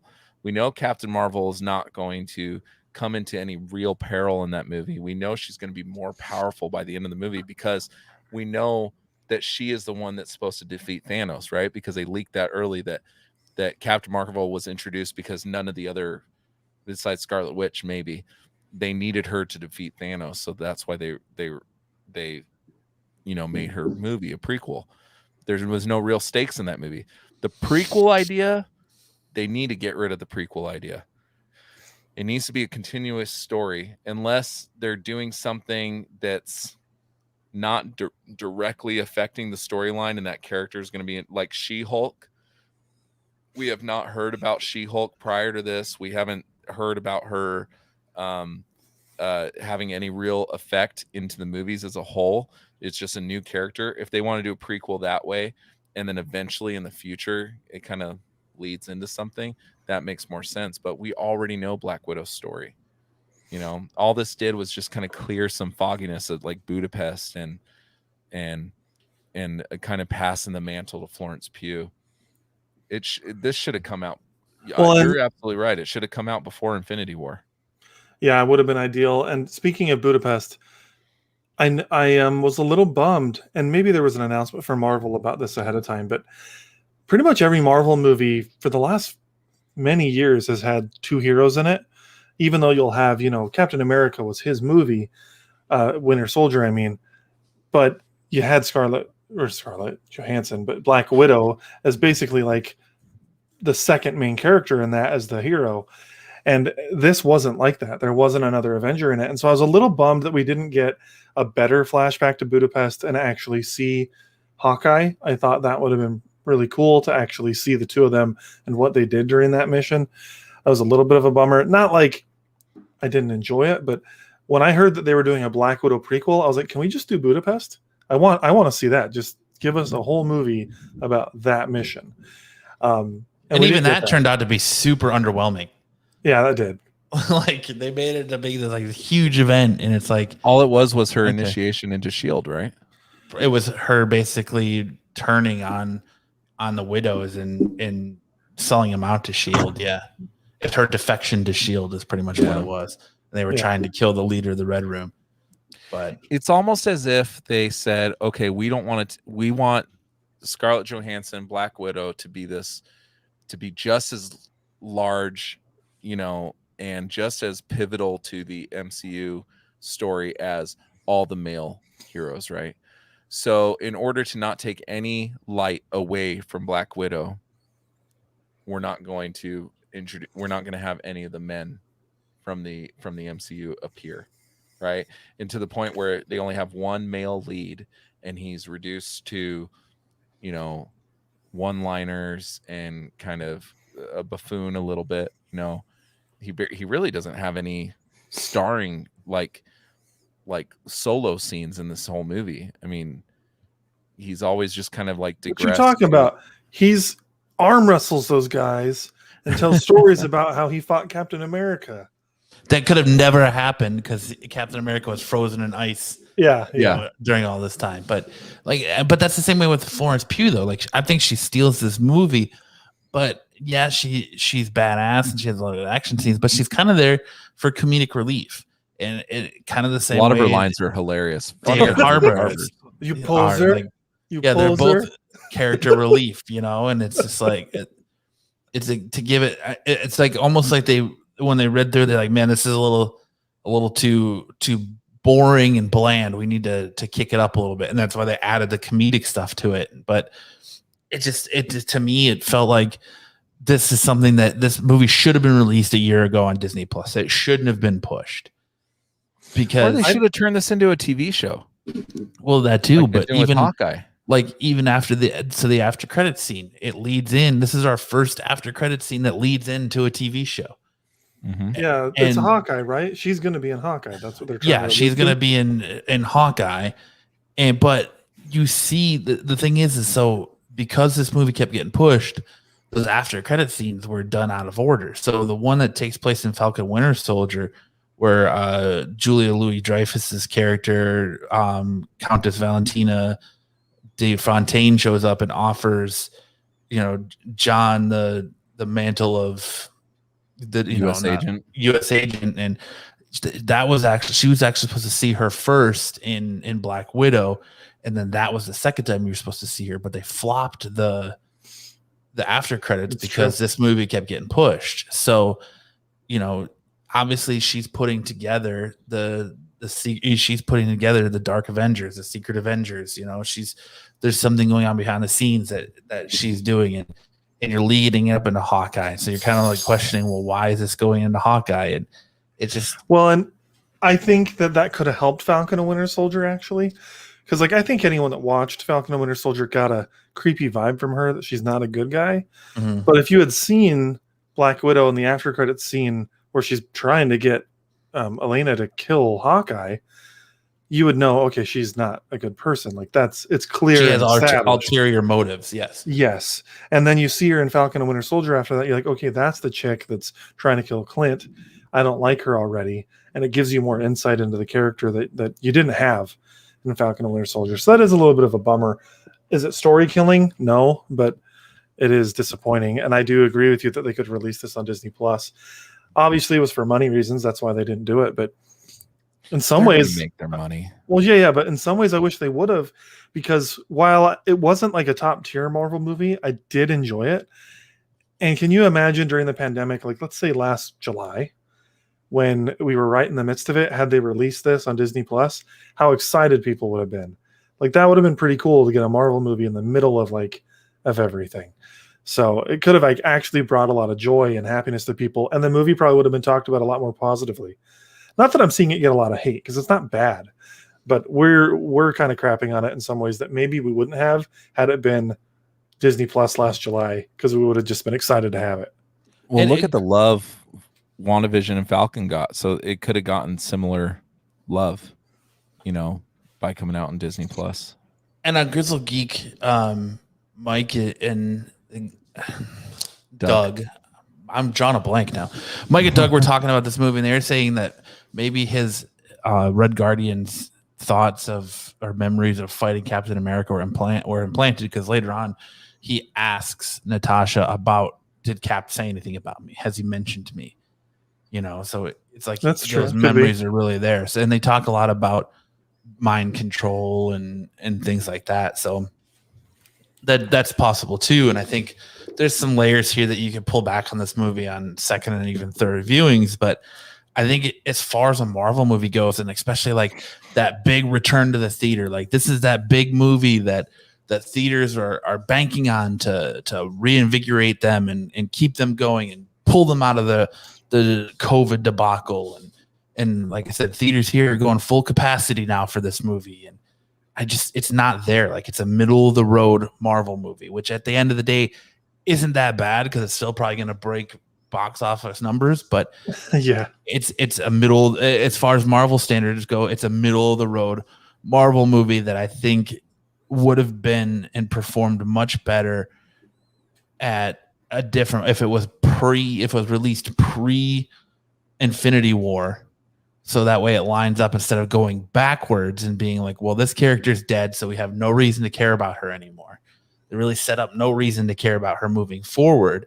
They use it to establish for Florence Pugh, Yelena Belova, the White Widow, and there's some transition there, but at the end of the day, it's not a lot, and it falls harder into that Marvel trope of taking great comic book villains and watering them down and using them poorly or killing them off. Which is a shame because the last few installments that we've had to the MCU have done such a great job with villains. I mean, you think Ghost, Killmonger, Carly, even Thanos. Agatha. Yeah, Thanos. this was phase 1 villain territory. Yes. And It's like they Loki's regressed even into doing that. the same thing. Oh, Loki's so good. They regressed into that trope, and like they had Thanos. You can't tell me that at the end of Infinity War, there was times where you felt for Thanos and you understood and sympathized with what he was doing. Well, that's the same with Yeah. Killmonger. And yeah, Whereas- exactly. Killmonger. What is this guy's name in Black Widow? Is it Kiesnov? It's some Russian name that I'm gonna Whatever butcher. it is. You can't relate with the guy. He's just a bad dude who legit says in the movie that he hates women. He's like, there's too many women on this planet. Like, dude, Thanos was a bad guy, but you could understand his motivations. And he had a lot more movies for us to build those motivations. But yeah, this was phase 1 bad villain territory. Taskmaster, can you imagine if we had, maybe even on the Hawkeye show, he could have been the villain of the whole Hawkeye show, or even Falcon and Winter Soldier, like a whole 6 episodes of dealing with this guy or girl, even if they wanted to gender bend it, would have been really cool. And it just feels like a missed opportunity. Who knows? The character is still alive. Maybe they're going to redeem Taskmaster and make her cool, bring her into more movies or the TV shows. Well, Maybe it's kind of implied that she's a good guy now. it's implied, but she's had a lot of trauma. Maybe she's going to be bad for her own reasons. Who knows? So maybe they can redeem it. Who knows? They may not. I think what really sums up this movie is, people have been saying we want a Black Widow movie. We want a Black Widow movie for, since she was unveiled in Iron Man, introduced. Thank you. In Iron Man 2, they've been clamoring for a Black Widow movie. Disney says, "Shut the fuck up. We're gonna make you your stupid movie." Here it is. Choke it down. Take it down with some water. Eat your broccoli. Yeah, and it just seems kind of rushed, and it just like it's a movie that I feel like they wouldn't have made if the public wasn't saying make it. Because it doesn't feel like it does anything. You could have easily introduced Florence Pugh at the end of Endgame after Black Widow dies, when they're having that funeral scene and she's there and she says, "Fuck you, Hawkeye, I'm going to kill you because you killed my sister." And it would have done the same thing, like without this movie. You could have introduced her at an end credit scene, just as easily, and brought her in. Like, it if you remember, anything. Disney had the stance, Marvel Studios had the stance for the longest time that Black Widow couldn't carry her own movie. They didn't think that a Black Widow could carry her own movie, so that's why it never got made. It wasn't until like her movie Lucy came out and some of these other like female-led action movies came out that they were like, all right, we can do a Black Widow movie. And I mean, this is what we got. Like, they want to do a movie about that's family driven, that they want it. Like, I wasn't joking when I said if you just added Vin Diesel in it, I said in Grizzle Geeks chat tonight, you add Vin Diesel to this movie, you have Fast 10, because they're like family, about family. And, and they don't even like, they talk about her mother, and her mother doesn't even get a name, and you don't get to see, like, if you got to see like her get ripped away from her mother, and if they hooked you with like that heart-wrenching family scene at the beginning, and then you go into the whole like fake family and her being put in the red room and all that, that gives you a little bit more to go on. Like you started with the movie feeling like there was something off, and it just kind of never let you fully immerse into this world, into this story they were trying to tell you. Yeah, as I was watching it, it didn't feel like I was immersed in the MCU. And I kept wondering, why not? This is Black Widow. I'm very familiar with this character. She's been in so many movies. But I think the story and where it's placed in the timeline, all of that, it just kind of felt disjointed and disconnected, and almost like, you know, how Agents of S.H.I.E.L.D. is MCU adjacent. It almost felt like that, which it isn't. This is definitely within the MCU timeline, but something just felt off. But really quick, because we've been talking a lot of the things we don't like about it, I want to mention that I really enjoyed the jailbreak scene, and I thought that some of the stunt work in that was pretty badass.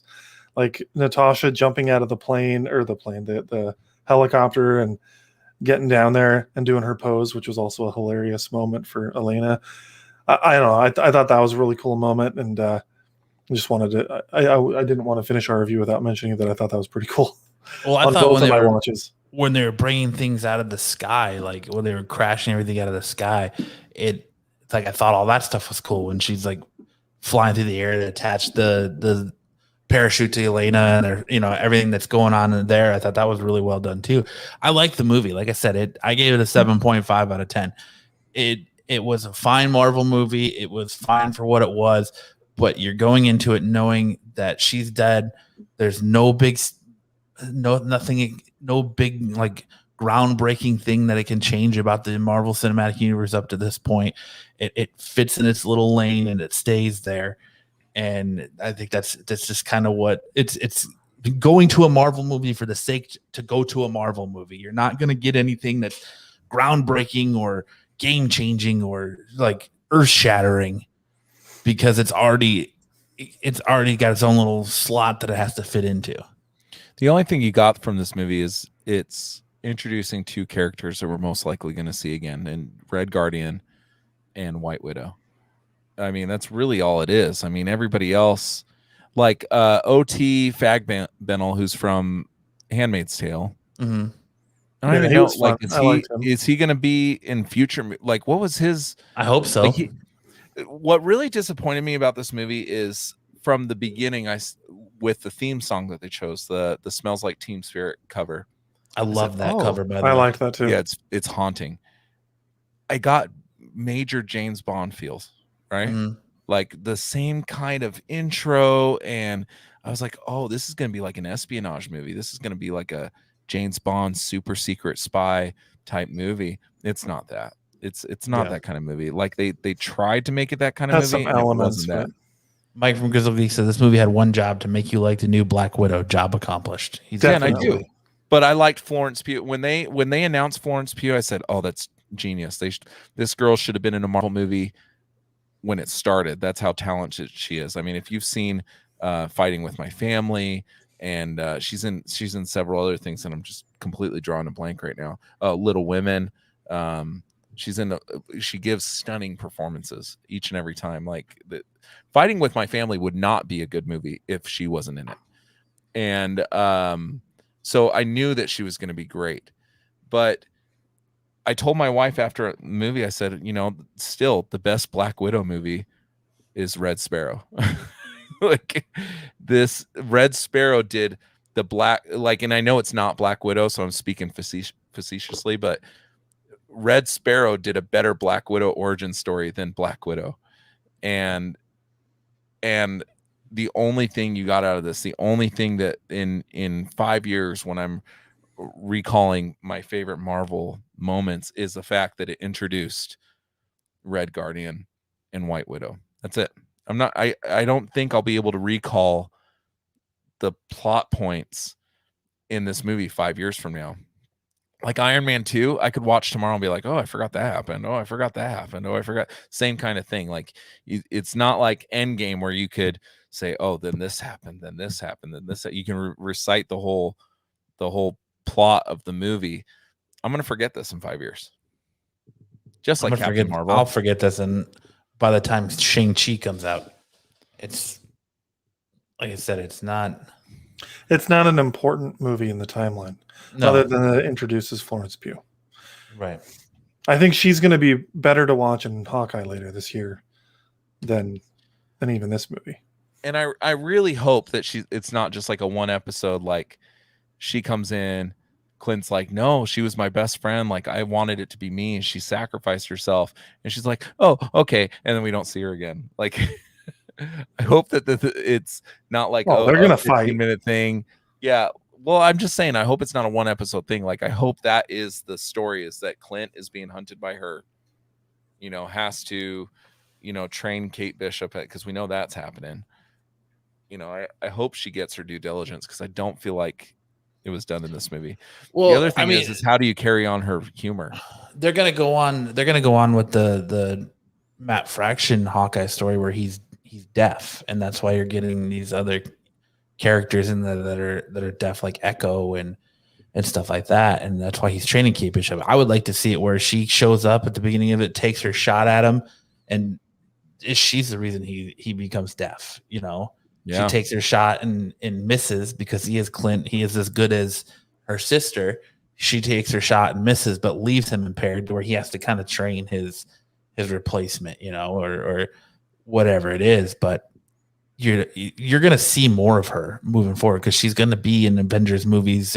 She's probably going to transition into the next Avengers team, and there's going to be more of her sure. down the line. Like, she's the most talked about thing in this movie. Like, it's. I think she deserves an Oscar for her portrayal, for her performance in this movie, because it's fantastic. But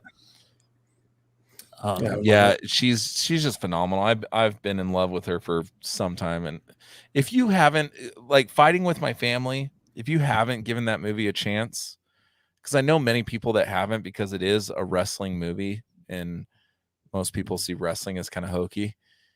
If you haven't given that chance a movie, you need to watch it, because her given that chance a movie.